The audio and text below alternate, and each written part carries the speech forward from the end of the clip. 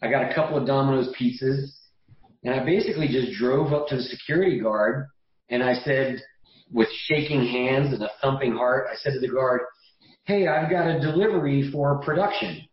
Now, I didn't know if anybody was on the movie lot that day doing anything at all or whatever. The security guard looks at me.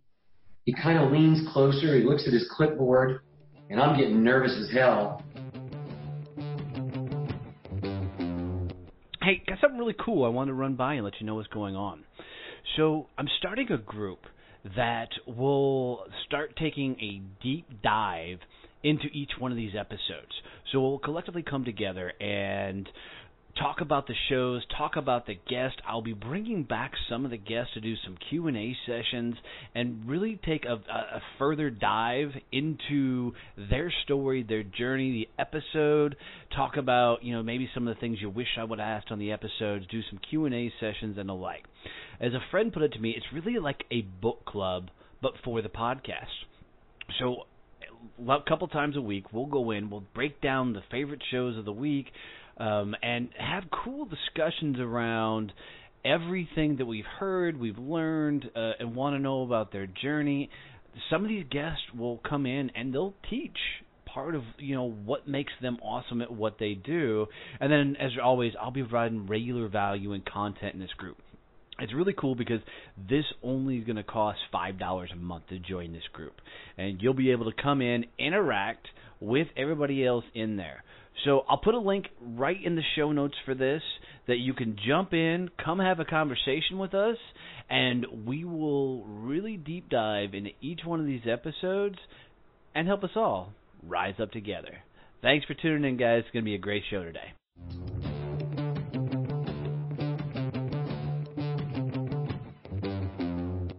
Having the show wasn't something I started out to do. But the day I found out somebody wanted to really sponsor the show was a really, really cool experience. So, guys, I want you to take some time to go check out Point Blank Safety Services and their new nonprofit, Blue Family Fund. These guys are doing some really, really cool things. And Stacy McGovern, who's the CEO over there, has been a dear friend, and she was a guest on the show. But these guys are literally taking, the off-duty officers and putting them out in security guard role. And here's what's cool about it is, as they're protecting our lives, they don't make a whole lot of money in that regard. No first responders are paid for the value they provide for our safety and our health and taking care of us. So these guys, Stacy and her team over at Point Blank Safety Services have really found a cool way to give back to these officers by helping them provide an additional income so they can continue to support and protect us. So do me a favor, guys. Seriously, go check out pointblanksafety.com and then go look at their nonprofit, which is Blue Family Fund. Now, this nonprofit was created because of the success of Point Blank Safety Services. They wanted to give back to the families of fallen officers and be able to give scholarships away to the families of current, police officers. So do me a favor. It would mean the world to me if you would go out and help support this show by supporting Point Blank Safety Services and their nonprofit Blue Family Fund. Just tell them Donnie has sent you. You heard it on Donnie Success Champions, and Stacy will take a tremendous and amazing care of you. Thanks, guys.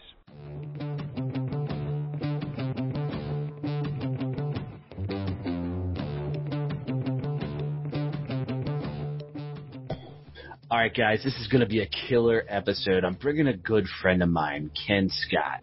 And just so you know how fun this episode is he was Raphael in the Teenage Mutant Ninja Turtles. And we talk about how he goes from a young kid who gets picked on a little bit to taking karate and classes and whatnot and gets all the way up to sneaking into his studio to become Raphael, the Teenage Mutant Ninja Turtle. Fun episode, guys. Stay tuned.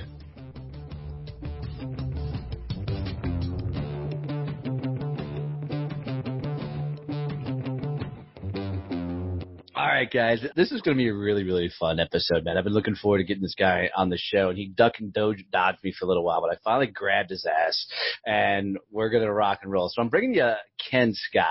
This dude has got a cool damn story of a young kid that just did some badass things and really, really went for it early on to some acting things and everything else, but I'll let him share all those details. And if he doesn't get too juicy on you guys, don't worry, I'll pull it out of him. So, Kenn, brother, I really appreciate you doing this. Welcome to the show, my friend. How's the world treating you? And tell us your story.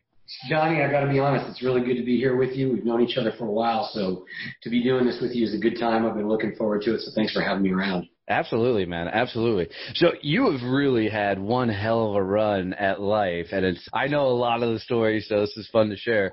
So why don't you walk us through it? Let's go back to the early days of your story and just kind of walk us through some of the fun things you've done. Well, when I was 6, I had a really great birthday party. That was a lot of fun. Did you have the pintail and the donkey and the pinata? As a matter of fact, my mom made a cake. It looked like a teddy bear. But outside of that, I was born in New York. When I was 5 years old, my family upped and moved to North Carolina. So I kind of grew up, and I grew up there and even went to college there at the University of North Carolina. So I kind of grew up like a boy without a country.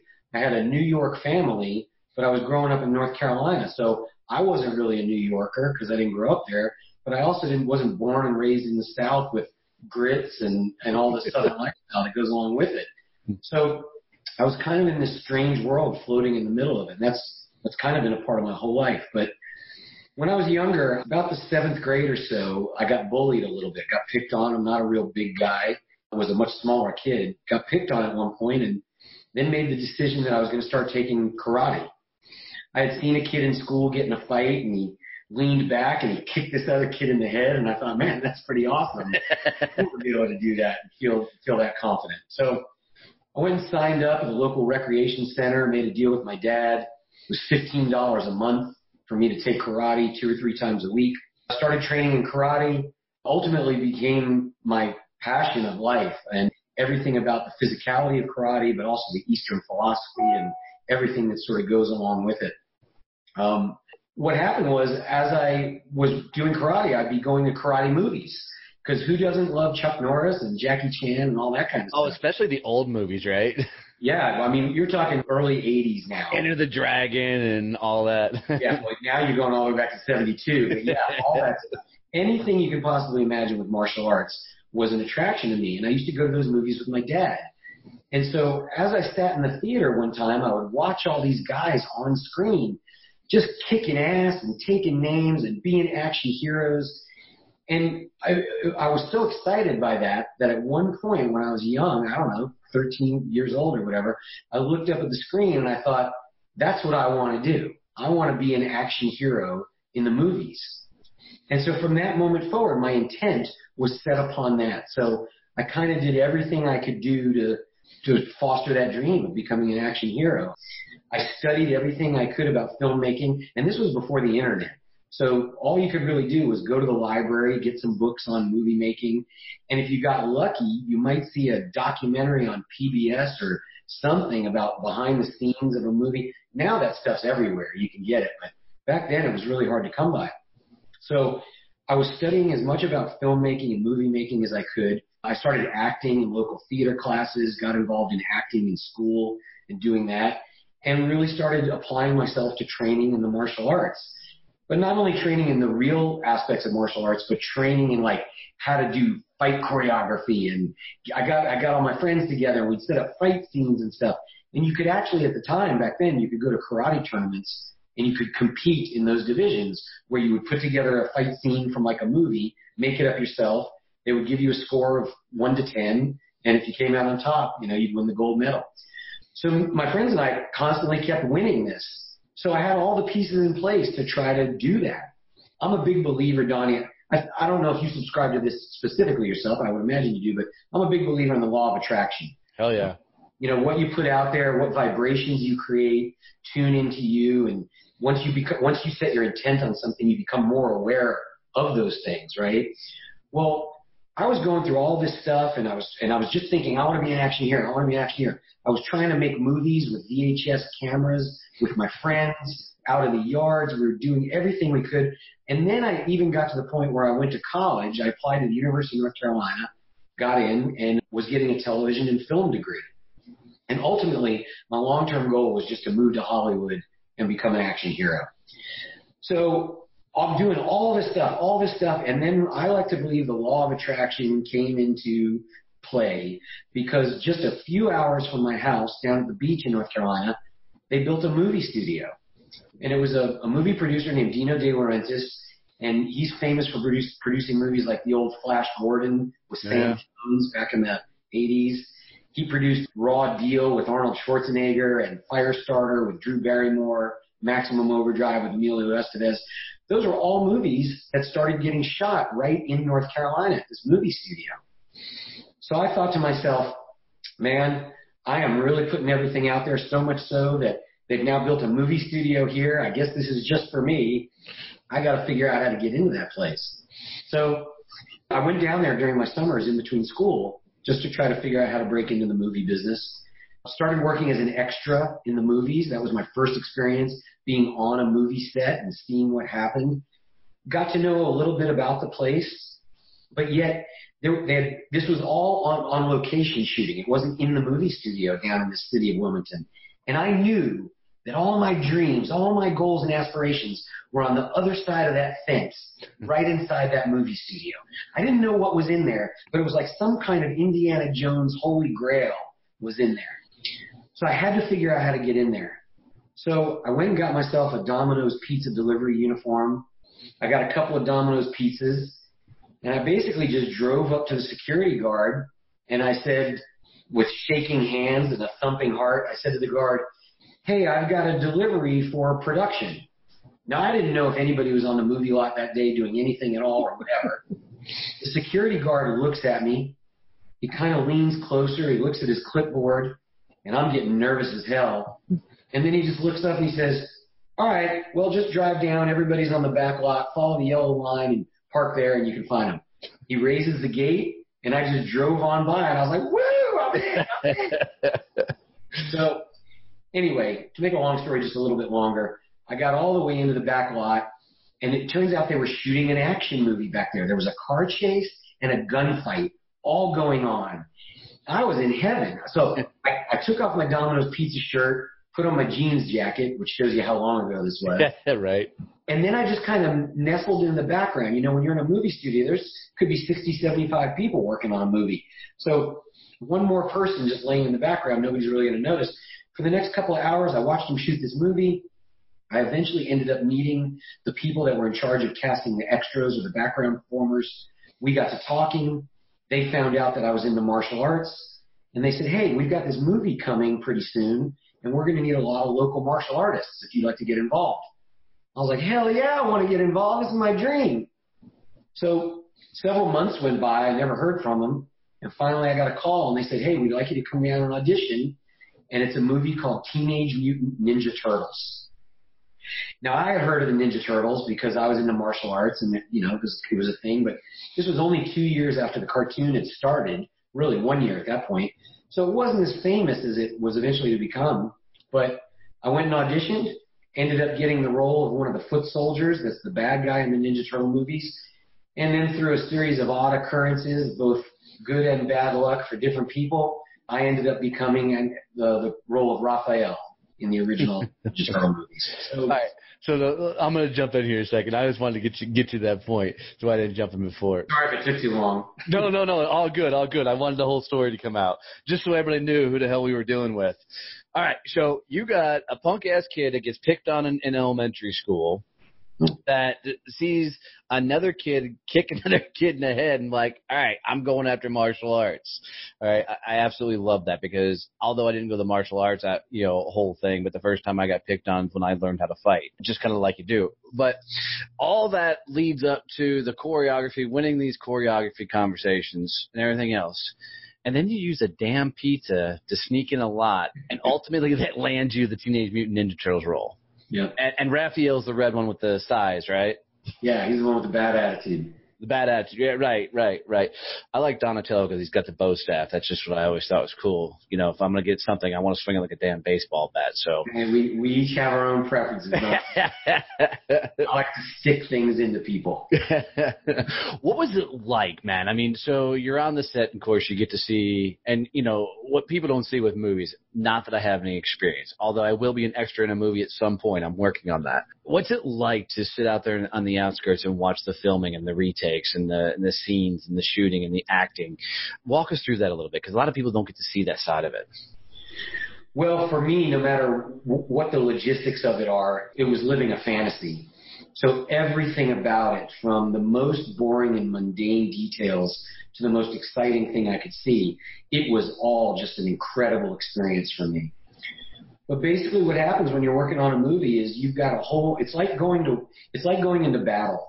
You have a platoon of people, and it's basically their job to take this show anywhere on the road. And you've got to have all your own electricity, all your own equipment, all your own food, all your own clothing. I mean, everything is totally self-contained in this unit. And to see all the people behind the scenes running about and doing what they do, I mean, from the grips, most people don't know this, but there's a grip is somebody that moves stuff around a set. The reason they're called a grip is because they literally grip it. They grab something and they move it. So you've got grips moving equipment and lights and cameras and all this kind of stuff. You've got wardrobe people scrambling around. You've got makeup people that are attending to you and putting stuff on your face. In Ninja Turtles in particular, not only did we have incredible people that were taking care of the turtle costumes, but we had an entire thing called the Creature Shop, which is where all the Jim Henson who created the Muppets for Sesame Street, his organization is the one that made the Ninja Turtles. So, I know that. Yeah, so we had all these people, and they were all from England. We had all these people from England running around with these incredibly exotic accents, talking about working on Donatello's face and Raphael this and that. So you're literally like almost in a fantasy world at this point. Everything about it was a fantasy. And when I say everything, I mean even stuff for me, like the moment I walked on the set for the first time and saw like the camera, these giant 35 millimeter Panavision cameras that they used to shoot movies back then. Today, everything's shot digitally. But back then, when everything was on film, just seeing the camera, seeing the lights, seeing the trailers that the actors get to go in and out of, it's all of a sudden, it was like being Dorothy in The Wizard of Oz. It was just like, oh, everything was amazing and incredible. So everything about it was fantastic for me, but there's a lot of just mechanical, detailed, boring stuff that goes into movie making. They say when you're on a movie set, especially when you're an actor, the saying is, hurry up and wait. Yeah. And it's like, come on, we got to get you set. We got to get you to set. They rush you to set, and then all of a sudden you're sitting around and waiting for an hour while they get one light just in the right place to create just the right shadow. You know, every veteran in the world is prepared to be an actor then, because that's all of our life story is hurry up and wait. Right. Just doing a lot of sitting around. So I'm curious, when you climb into the Raphael costume, okay, is it like a hard material? Is it foam? I mean, because you see it in a movie, and you obviously know it's a dude in a suit, but it doesn't look like the corny version. Because even back then, it was pretty badass, especially for its time. You know, the suits and things you guys wore out there. Yeah, they spent a lot of time figuring. This was the first time they had ever used all the technology back then that they used all together, just specifically for this movie. So it was really vanguard in that way. The turtle suits themselves felt like a Nerf football. They were all foam. They were what we call foam latex. So for me as an actor, it was basically like wearing a wetsuit that was about 2 inches thick everywhere. And you could squeeze it, and it was soft, but it was skin tight because every suit was molded onto a body cast that they had taken, particularly of me or of the other actors that were their own turtles. So you're wearing this foam rubber suit and shell, and it's all different components. Like the turtle feet are basically a pair of boots that go up to your knees. And then the legs are basically like almost like a pair of turtle shorts that you wear. You lace them up in the front. Then the shoulders are like this little bolero jacket. And the arms are these big long gloves. And then each seam that separates, like the elbow separation is covered by the leather elbow pad. And the leg separation is covered by the knee pad. And then you have this big shell that comes up on the front and up on the back and then closes in the front, and it zips up the side, and that's how the shell stays on you. And then basically you put the head on top of all that. So that whole contraption weighed about 35, 40 pounds or so. Plus, on top of that, the head itself had 27 different electronic motors. Oh, to do the eyes and the mouth and the mouth, the eyes, the lips, all that kind of stuff. So the head itself weighed anywhere from about 12 to 15 pounds, depending on just some of the size and everything that went into it. And dude, you're like what, 4'1"? So no, you're what, 5'6", 5'7", somewhere in that range? Yeah, actually, I know I'm a little bit taller than you. I'm 5'7", so. Right. Yeah, I'm 5'7", and I was actually the tallest turtle. Really? Yeah, everybody else was shorter than I was. So here we are running around in these suits, and the thing about the suit was, the most common question people ask me is, was it hot in that suit? And the answer is, yeah, hell yeah, it was hot in that suit. It was so hot that every day we would sweat out about 6 to 9 pounds of water weight every day. You sweat so much throughout the day that you never actually had to go urinate because you're getting all the moisture out of your body through perspiration. Right. We would wear the turtle suit for 6 hours in the morning and shoot all for 6 hours. Then we'd take a break for lunch. We would take off that suit, and you could literally take the gloves and the feet and turn them over like a cup and just pour juice out of it. Then they would take those parts, hang them in a special room that they built with heaters in it to dry the parts out, and then we would put on our second turtle costume for the second half of the day, work for another 6 hours. In between shots, we'd have to take off our heads, and we'd have oxygen tanks standing by so we could breathe oxygen. A lot of the guys suffered nosebleeds because you get so dehydrated. One guy passed out in his suit. One guy threw up in his suit. It was physically pretty demanding. Now, you didn't do the voice part of that, right? I mean, I don't had been years since I've seen the movies, but you just did the acting in the actual suit for Raphael, right? Yeah, real quick, there's actually 4 guys that play each turtle. There's an actor that wears the suit that has all the motors in the head. Okay. Then there's a puppeteer off camera from the Henson Group that actually operates those motors with a remote control. So the actor in the suit is not creating the facial movements. Okay. Puppeteer off camera. Then you have a stunt turtle who does all the action and fighting, and they have a turtle suit that doesn't have any motors or electronics in it. And then when all that is said and done, after the movie's shot, you have another guy come in and do the voice. So in the first movie, I was actually the stunt turtle for Raphael, doing all the action and fighting, and a guy named Josh Pace was the actor that was Raphael. And then in the second movie, I became the actor in the motorized suit, and then another martial artist named Ho-Sung Pak became my stunt double. All right. Who was famous for being Liu Kang in the Mortal Kombat movies. Oh, yeah, nice. All right, so the turtle thing, that's cool, and you're forever going to be known for that because it's just a cool thing to talk about. And it's all coming out in my book, Confessions of a Ninja Turtle. Well, there you go. When's that due out? Early next year. Oh, awesome. So, I mean, do you talk about how Raphael goes on a drunken bender? I mean, as a matter of fact, I do. That's awesome. I might read it now. All right. So where do you go from playing Raphael? You did 3 shows, all 3 shows with him, right? But 2 of them you were in suit. You did 2 shows with him. Yeah, I just did 2. I did the first and the second one. I was not in the third movie. Okay. Because my career was moving forward. Yeah, it was starting to take off. So where'd you go from the Ninja Turtle movies? Well, the Ninja Turtle movies were shot in North Carolina where I was living. And it was my very first job out of college. As soon as I graduated college, I became Raphael the Ninja Turtle. I did that for the next year. I made the first movie, and then because they were going to film a sequel, again in North Carolina, I just stayed in North Carolina for the year until they shot the second movie.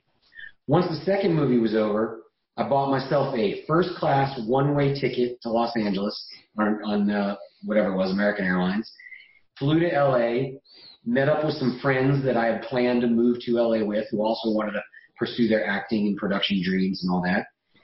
And then just started living the struggling actor's lifestyle and doing what we could to try to break in. For me, I had the Ninja Turtles under my belt, which sounds awesome, but you can't see my face. I was basically just a guy in a puppet suit.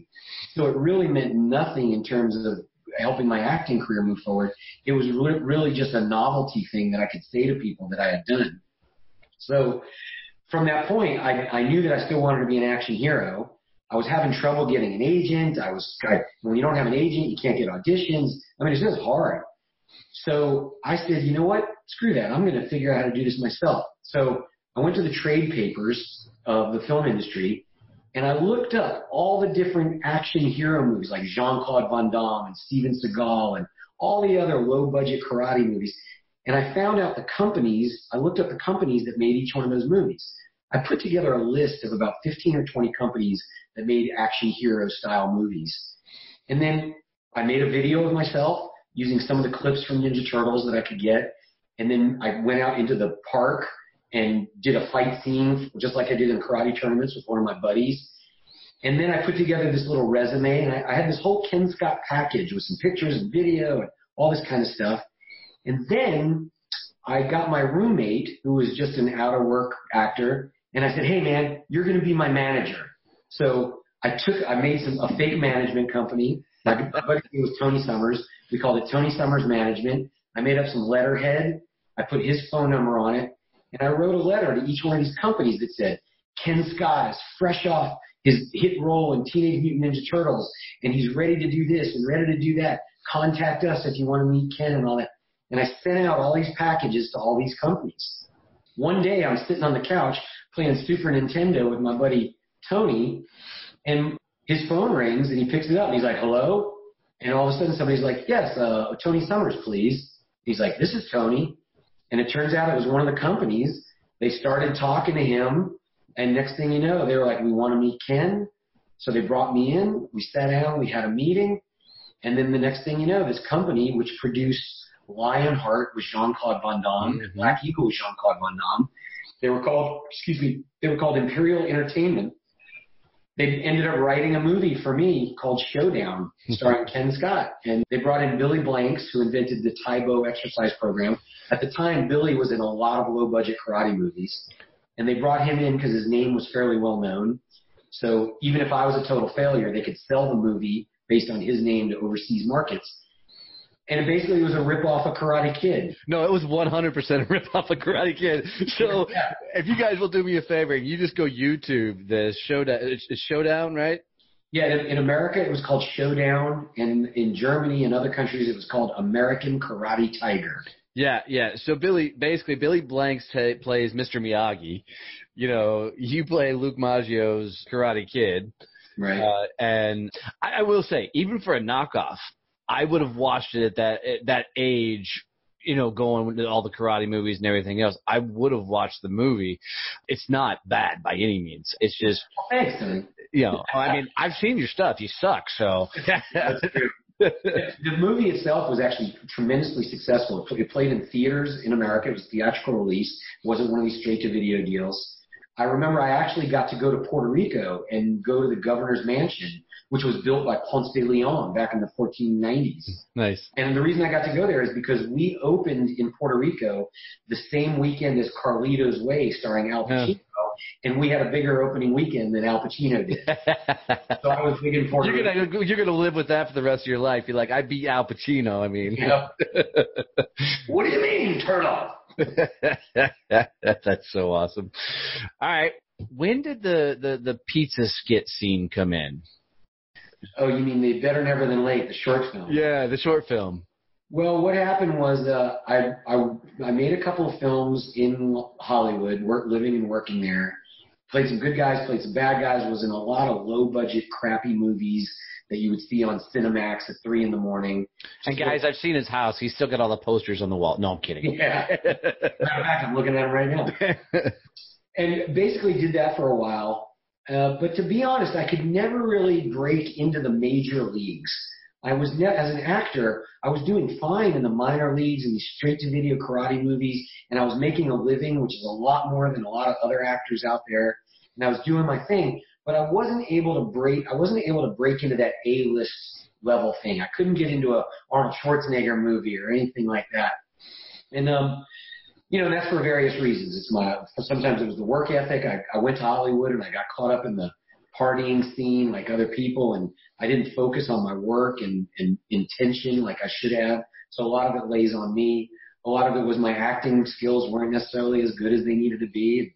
So there's a reason they put you in a turtle suit. I mean, yeah, exactly. So I had a lot of stuff going for me, but I didn't necessarily always play my cards right, and I couldn't quite break out. So, but I was still very experienced in the industry. I kind of knew what I was doing, and I started writing and directing, and decided, okay, I'm going to start making my own stuff. Well, it turns out my roommate was a cameraman who subsequently went on to become the director of photography for The Apprentice with Donald Trump. Right. Survivor. Eventually, he became the DP of The Office, the big sitcom, started directing it, and now my best friend growing up now directs network sitcoms. So that's an example of a guy that did work his way up and got into the A game, and now that's all he does is direct very famous only network sitcoms. He's doing great. Well, anyway, he was my roommate at the time, and he had bought himself a 16-millimeter movie camera.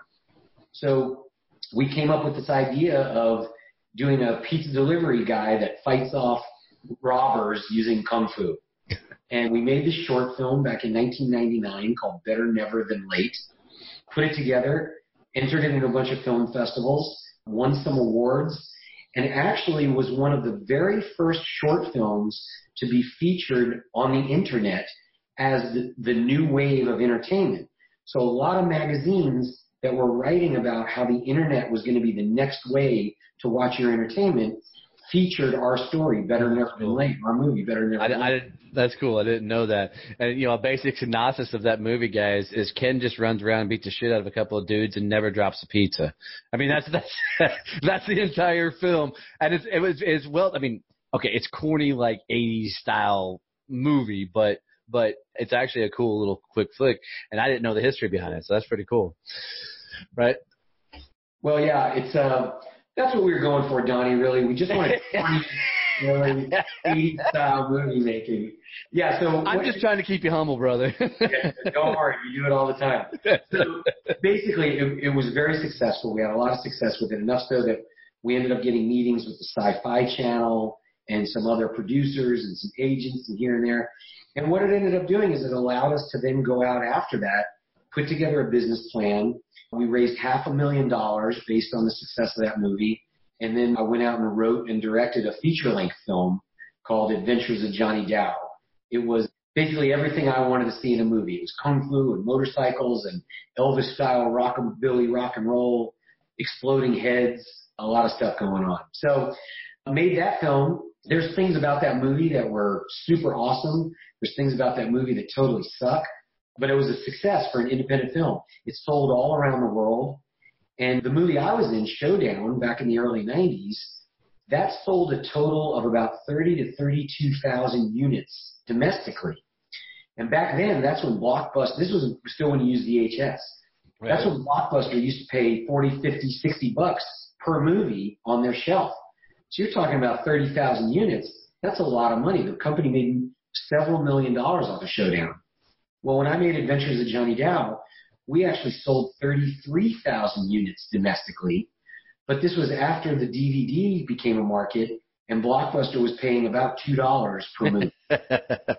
So while we made several $100,000 on our film, even though we outperformed Showdown, we weren't able to capitalize on the millions that it made. But it was a successful film. If you would have capitalized on $1 million, would you have turned around and trying to do another feature film, something bigger, or?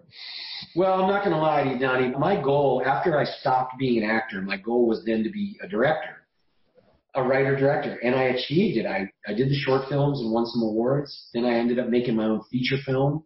After I did the feature film, I got hired to direct actually some stuff I directed some training films for the CIA. I was actually, technically, I was the second unit director. I was in charge of all the action and the fighting and the combat. Did a lot of stuff for the History Channel, Discovery Channel, stuff like that. But again, it's so hard in Hollywood, and I did not take some of the advice to heart that people gave me, so that after the success of Johnny Dow happened, I wasn't ready with my next project right away. I should have had my next script right there, ready to go and ready to do it. But all I had was just ideas. And by the time all these agents and people want to meet with you and they say, well, what are you going to do next? And you say, well, I got all these ideas. It doesn't really go anywhere because by the time your idea is ready, everybody's cooled off and they're on to the next guy. And I kind of screwed up, and that's what I did. I didn't have my next thing ready. And by the time it was ready, I was yesterday's news. Right. So it's a great lesson learned, though, right? yeah, absolutely. And I take that with me now. I mean, I'm having success in a lot of things I do now, and I certainly learned a lot by doing that. I was able to continue working, and I was able to continue, again, to make a living working for the various TV channels and stuff and cable channels and doing that. But again, I wasn't able to crack like my buddy did. I couldn't get into the network big time. And so after a while, you know, I got to a certain age and I went, all right, I've been doing this for a while, and it's kind of like that old Bull Durham movie with Kevin Costner. Mm-hmm. You can only play minor league ball for so long before you're like, all right, now let me go do something else. So, well, when I hit the big time, Ken, and, you know, I'm on a big stage, I'll give you a call and you can come play with me, all right? Donnie, I'm here because this is the big time, right? This is Success Champion. This is awesome. I'm actually really proud of how well this thing's taken off. So where do you go after the acting career? How the hell did you end up in Texas? That I don't know. Well, again, maybe I hope my answers aren't too long-winded for you in the audience, but basically what happened was every person that works in Hollywood that is not regularly working on shows week after week after week needs other income. That's why you always hear about actors becoming waiters and bartenders and stuff like that. For me, I had all this creativity, and early on, as soon as I moved to Hollywood, I tried to take advantage of my physical skills, and so I was actually teaching people martial arts and training people. And it just so happened that a couple that owned an advertising agency, I was working with them. And they were like, Ken, we think you'd be really good working in advertising. Do you want to come get a job with us? And I was like, absolutely, that sounds fantastic. So I got to be the apprentice to a creative director of an advertising agency. And for the next several years, they allowed me to come and go as I needed to go work on movies and TV shows. Whenever I returned, I always had a job waiting for me. And I worked my way up through the advertising world, everything from being an assistant to being an account executive to a production manager to being a business development head. And eventually, after years, when one of the partners retired, I eventually became the creative director of an advertising agency in Los Angeles. Oh, very cool. So I was writing and directing commercials, creating ad campaigns, building brands, using my creativity in a business and commerce sense. So as that happened, I was growing my business that way. I was working in advertising. Ultimately, because I moved to Los Angeles when I was young, my family spread out across the country. I got parents on the East Coast, but I have a brother who's been a doctor in Texas in the Dallas-Fort Worth area for 15, 18 years now. And I just decided after 22 years of being in Los Angeles and sort of playing in the minor leagues of the entertainment industry where the cost of living is extremely high, I was visiting my brother and I said, man, look at Texas. There's no state income tax. Fort Worth is a really cool town to live in. And to be honest, I kind of needed a break from the smog and the traffic of LA. And so I decided to come to Fort Worth and live here for a while. And man, found tremendous success and happiness here. So I really like it. Yeah, it's a cool town. And, you know, people don't know about Fort Worth is we're actually the 16th largest city in the U.S. It's just It doesn't feel like that at all. No. Well, I tell everybody, it's the Mayberry of big cities, right? I mean, everybody knows everybody in this town. It's just really cool that way. It feels. I grew up in Greensboro, North Carolina, which is only 250,000 people, and this feels smaller than that. Yeah, it's just, you know, the whole thing was 6 degrees of separation. Well, in Fort Worth, it's always like 2 degrees of separation. I mean, you can get to anybody you want to pretty quickly. So you're now in Fort Worth, living the dream, if you will, and you're doing all kinds of fun, crazy stuff. I mean, you and I met when you went through the training program that I was part of and came through our sales program. And you ducked and dodged. I didn't know you were a turtle for the longest time. And then when I found out, dude, I wouldn't leave him alone. I'm like, you were a dude in a suit. But I try not to lead with that. No. Well, let me be truthful. Ken will tell you, you know, Dad, don't bring up the turtle thing. But every time he starts talking about being a turtle, he lights the hell up. So as much as he tries to be humble about it, dude, he's proud of that whole walk, which is cool. Well, let me say this. I embrace the turtledom, and I love it. I get to travel around the country and go to Comic-Cons and sign autographs and stuff. I get to do a lot. I got to tell you, that last picture you put out on social media, what was that thing, like 20-foot tall picture you had behind you? Yeah, they did a giant banner for me. It was awesome. I mean, he's at some sort of Comic-Con-like thing, and they made this Raphael poster. I mean, and Ken's, you know, I'm 5'8", he's 5'7", and this thing was like stories above his head. It's how big that it was like 2 stories high. But yeah, that was actually in Mexico City. So no, I embrace the turtle thing. I love it. It's probably one of the single most defining factors of my life. It's given me opportunity. It's a way for people to identify with me. It's allowed me to travel around the world and do stuff. It's allowed me to raise a lot of money for charity. And it brings a lot of joy to people. And I honestly love that. I love it when I can meet somebody and they're enthused about it. And I want them to be enthused. You're a former Marine. I'll tell you this. Are you ever a former Marine or are you just a Marine? Well, we always jokingly this way is once a Marine, always a Marine. So why would you ever re-enlist? So one of the things I got to do one time, here's a story of something, how much I love it. I was at a Wounded Warriors charity event. It was a shotgun event. And, I'm walking around just as Kenn Scott. So if you don't know who I am, then you don't know me. And this big, tall guy in full cam comes walking up to me, and he's a Force Recon Marine. And I have always loved the military. If there's one thing I could go back in my life and redo, I would have joined the service.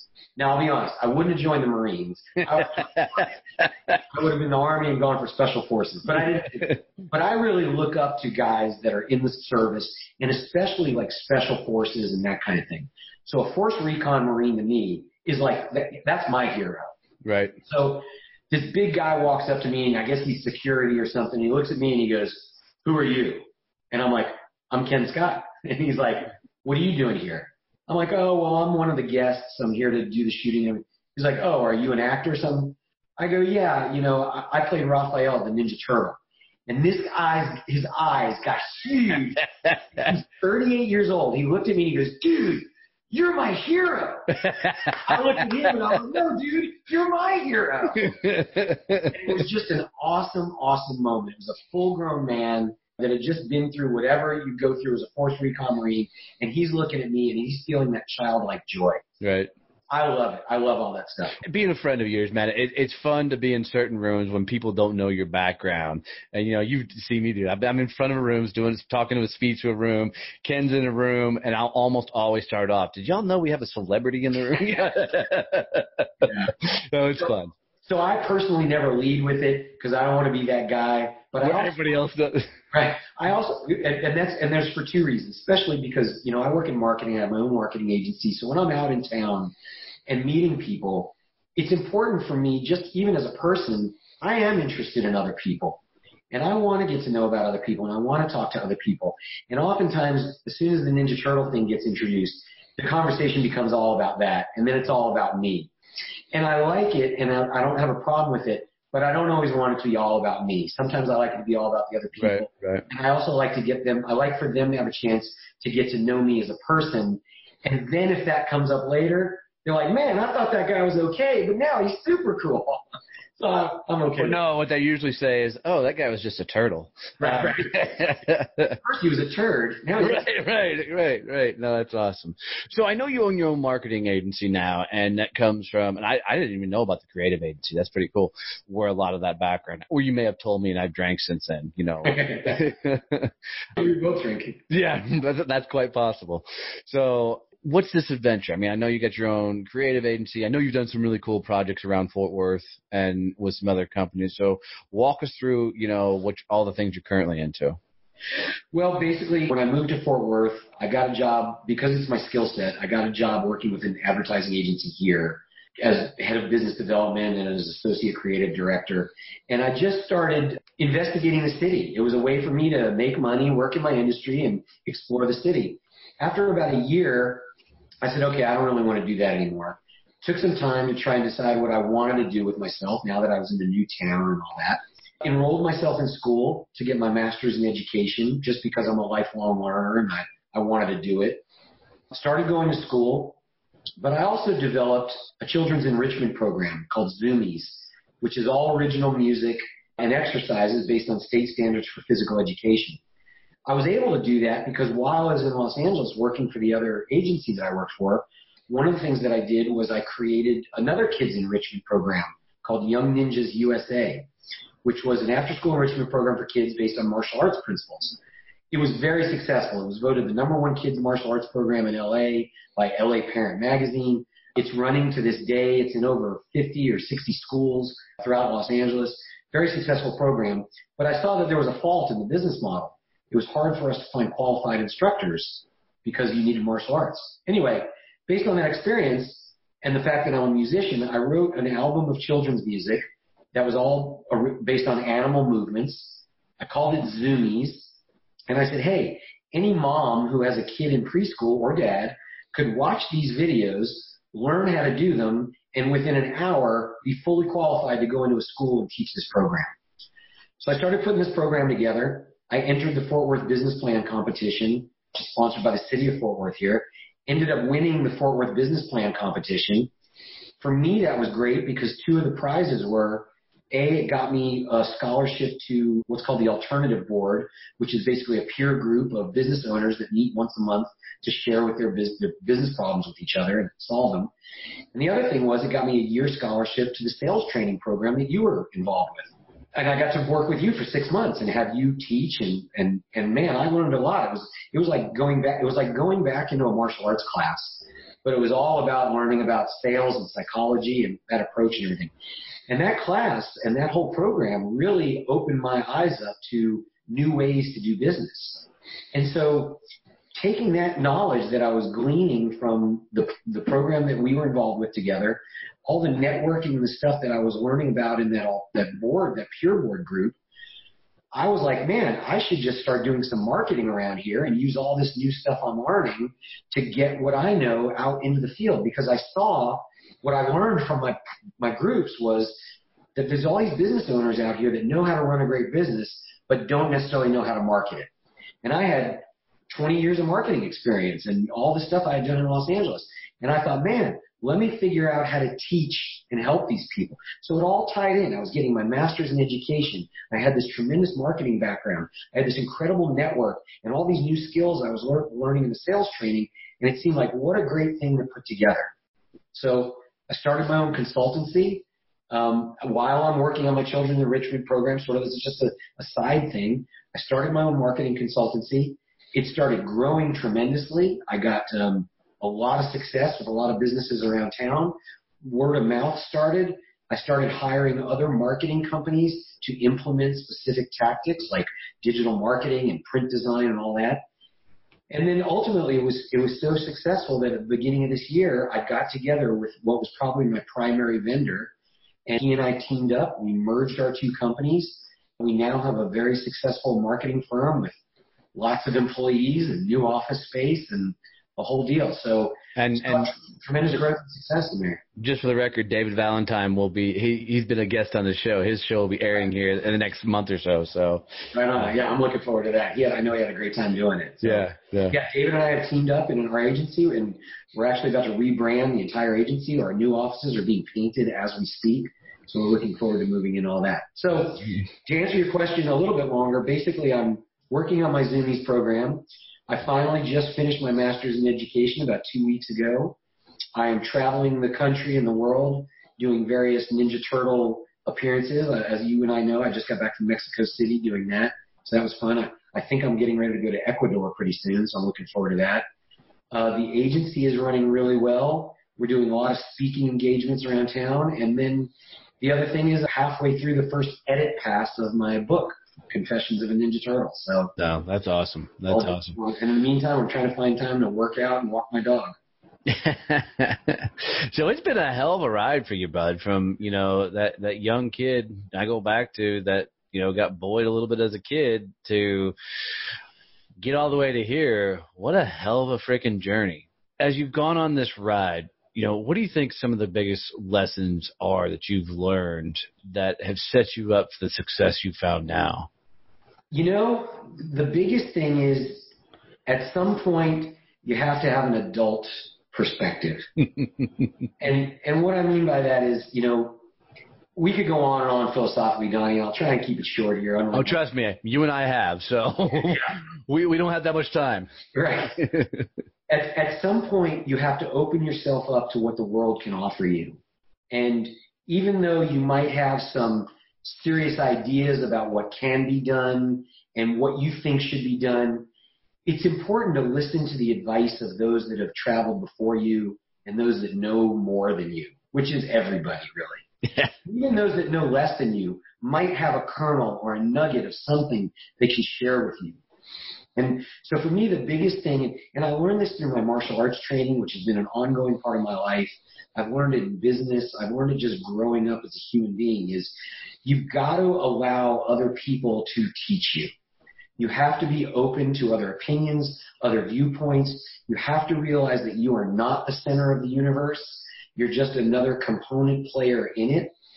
And the more you can understand that everybody's got their own story happening, and you need to try to meld your story within the greater tapestry of all that, I think you find it easier to navigate your way to the destinations that you're trying to get to. No, that's the absolute truth. And I mean, that's 100% reason I started this podcast. You know, I just wanted to hear everybody's stories. And luckily, other people wanted to hear the stories too. And I've found, you know, the little success I've found so far at this thing. So that's really, really cool. You know, is your adventures always going to be the marketing game for Here or Out? Or are we going to see you go back and try and land that feature film gig as you get older? I'm still waiting for, like, you know, that 68-year-old Ken comes out and he's the new, you know, what's the movie with all the Expendables? The Expendables, yeah. Yeah, I'm going to be 68 years old, but we're going to call it the Dependables.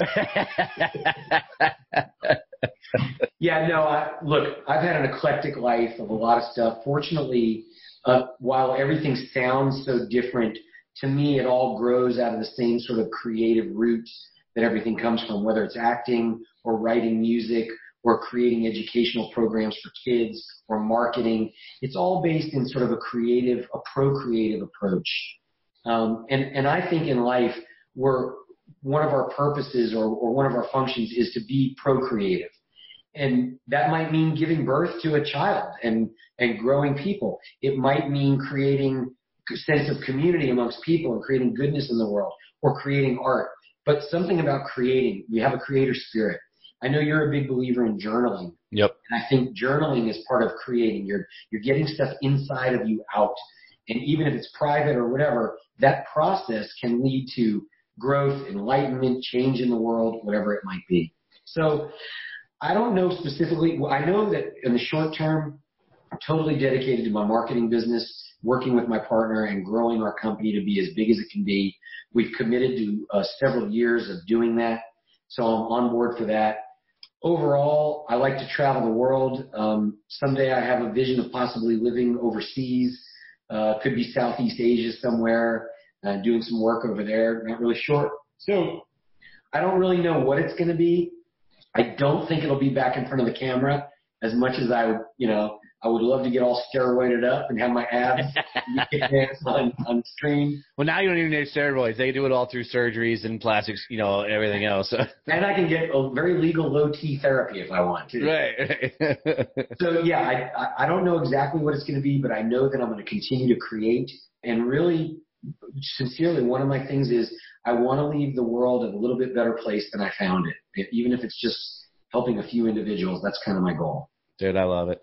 Man, I got to tell you, brother, it's been an honor to have you on here. You and I have been running around a lot of the same circles for a number of years, man. It's fun to call you friend. I will always bust your chops about being the Ninja Turtle because it's just fun. But, dude, thanks for coming on the show. Here's how I like to finish out every show, and I do stump some people with this, so stand by. If you were to leave my audience with a phrase, a quote, a mantra, a saying, something they can carry with them on their journey, especially, you know, if they're stacked up against a tough time, maybe a dark time in their life, what would be that phrase or quote you said, you know, when you get there, you're stacked up against it, pull this out of your toolkit and use it? That's actually a pretty easy question for me because it's one thing that stood by me the whole time. It's a quote from Mahatma Gandhi, actually. It's be the change you wish to see in the world. Love that quote, dude. And that's it for me. You can wake up in the morning, and if you say, this is what I want to do, then just go do it. Be that thing. You know, if you want the world to be a cleaner place, go out and pick up that litter. Whatever it is, just go do it. Just be the change, and then it happens. And then for me, with the law of attraction and vibration and all that stuff, it's going to extrapolate from there. But be the change you wish to see. Beautiful. Brother, someday you and I are going to share the stage and just motivate the hell out of some big-ass crowds. I see it one day. Let's do it. I'm all down with it. Donnie, I can't tell you, it's an honor for you to ask me to do this, and I really appreciate your time, so thanks very much for having me. Absolutely, brother.